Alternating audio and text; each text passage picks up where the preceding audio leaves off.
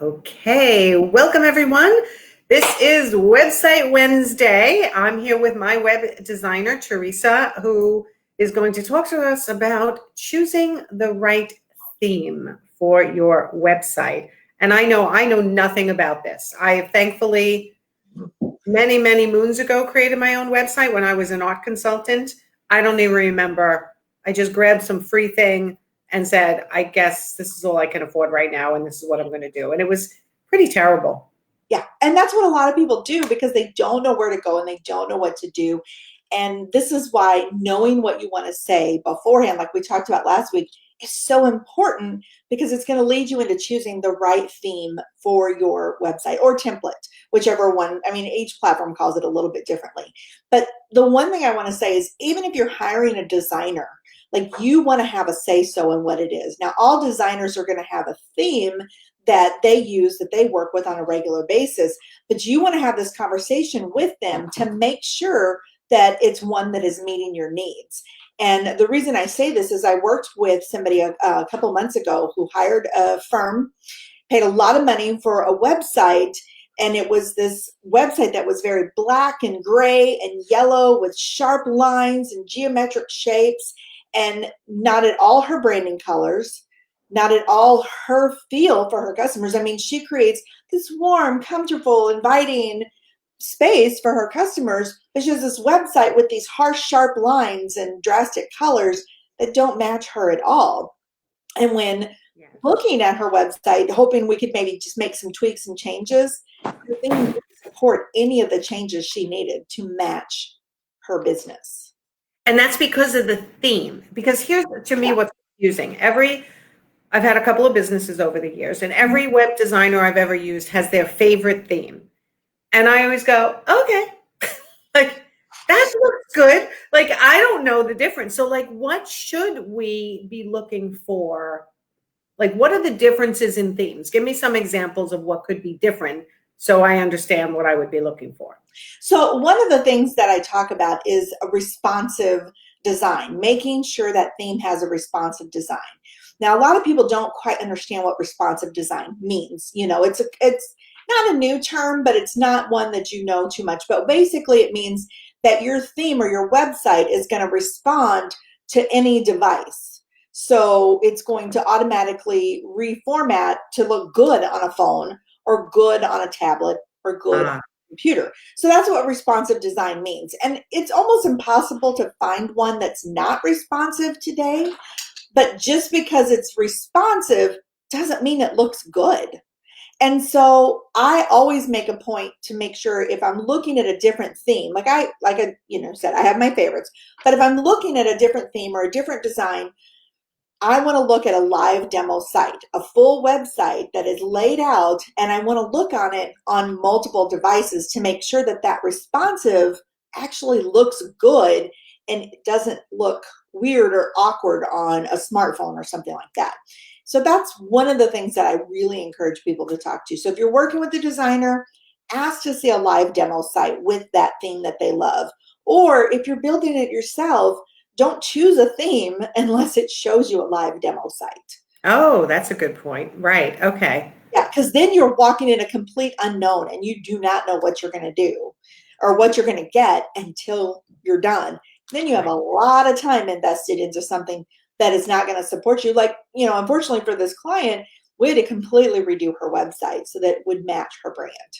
Okay. Okay. So responsiveness Responsiveness. on different devices.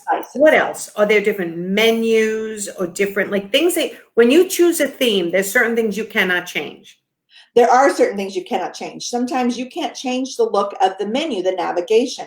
So Okay. definitely, now that's something I don't even have in my blog post, but that's a very good point. Another one that a lot of people don't realize is the branding.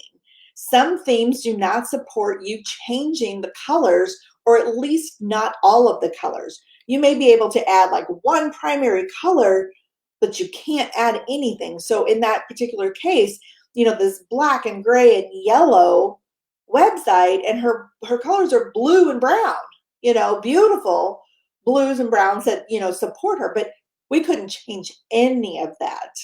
without having to go in and do custom coding, which then leads to potential problems down the line. I mean, it's an ugly mess. And so you want to make sure it does those kind of things. Like it gives you an option of how the logo is going to look. Is it going to be centered? Is it going to be off to the side?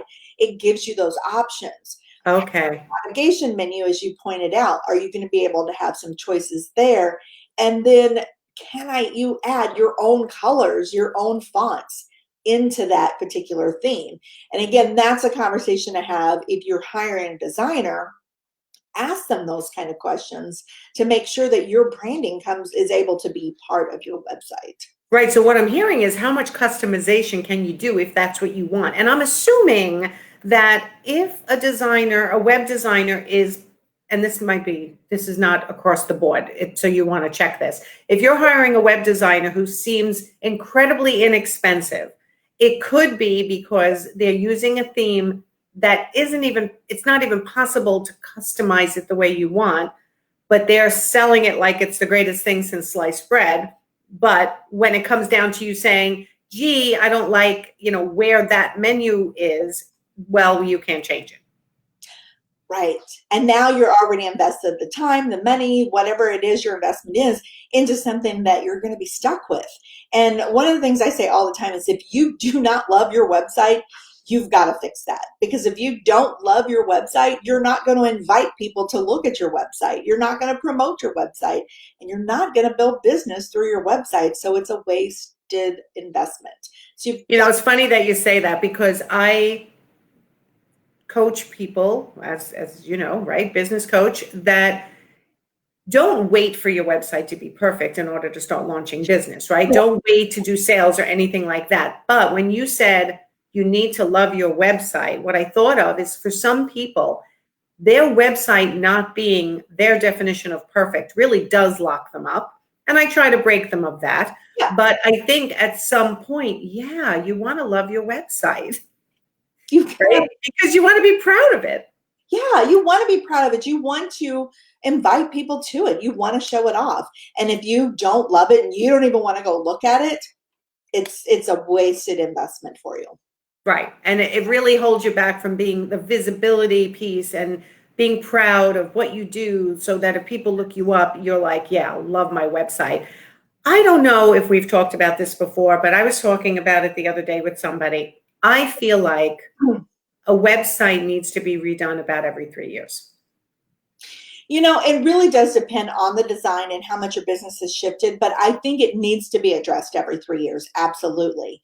And if you're working, if you get the right tools or you're working with a designer that gets the right tools, then doing a kind of a refresh of the website should be a huge underhaul. The tools that I use allows me to go in behind the scenes and do some tweaks and changes and a refresh of a website that's not a full redesign. So it then saves my clients money in the future because yes, it's an investment to get that custom website built up front, but now we have the tools to build, to grow, and to make those refresh changes so that it's not a full redesign every 3 years, but just a refresh. That's a good point, right? Because you want to look at your branding, your levels, your service models, what you're saying. You want to weigh it against what the industry is doing and how you need to market yourself at that time. So a refresh sounds a lot nicer than a complete redo, like you said. And it's a lot cheaper when you're getting a quick refresh. But not all themes are going to allow you to do that refresh. They're not going to give you the design flux or customizations that allow you to do a refresh, and it may turn into a redesign. And that's the downside. But kind of along those lines, like how has your business shifted? How has it changed? Thinking about how that website responds to your clients, not only before you build it, but afterwards. Is it going to be visually appealing? And in that example of my client earlier, she had these harsh, sharp lines and colors that did not appeal to her customers. So she wasn't even, bringing in the customers she wanted necessarily because the website didn't reflect her at all or her business. And so this is where you really have to have that conversation, whether you're doing it yourself or not, knowing what your customers like and building a website or having a website built that appeals to them is crucial. Yep. And choosing the right website theme from the beginning that is going to be something that's more easily modifiable as time goes on for you or your web designer, and can be customized for your business. Yeah, absolutely. Okay. And I heard you say you have a blog post about this. And I love when you add blog posts to these. I do. I do. I'll probably add something about navigation, and then I'll post it to the feed here in our video. But oh, okay. I just gave you another idea for your blog post. I know, it's a great thing because a lot of people don't think about that. And sometimes we talked about like the little hamburger menus and things like that. And if you can't make the navigation work for you and your customers, definitely don't want that particular theme. Right. And if for those of you who are watching this one and haven't watched the past website Wednesdays, one of the times we were talking about how the navigation menu at the top is what I like, because of my age group, I'm 55. I can't figure out that little, those 3 lines that we call a hamburger that I'm supposed to click on and then find what I need. Sometimes I'm staring at someone's website going, where is everything? Like, so you had brought up in a past website Wednesday, which is all in my membership site, easily found if you're a member in my membership site. We load up all these videos in there, so you don't have to be scrolling back all the way through the Facebook group all the time.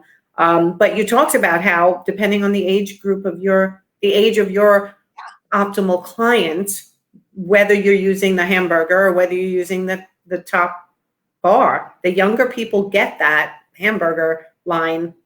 Right. And I was just like, where is everything? Well, like, this person's got a 1-page website. Where is everything? I couldn't understand it. I finally found it, but it took me a little while. And that was one of my potential clients. It wasn't someone I was looking to hire. If I was looking to hire someone and I couldn't find what I needed, I would have been out of there. Mm-hmm. Yeah. Okay. Yeah. All right, everyone. So happy Wednesday.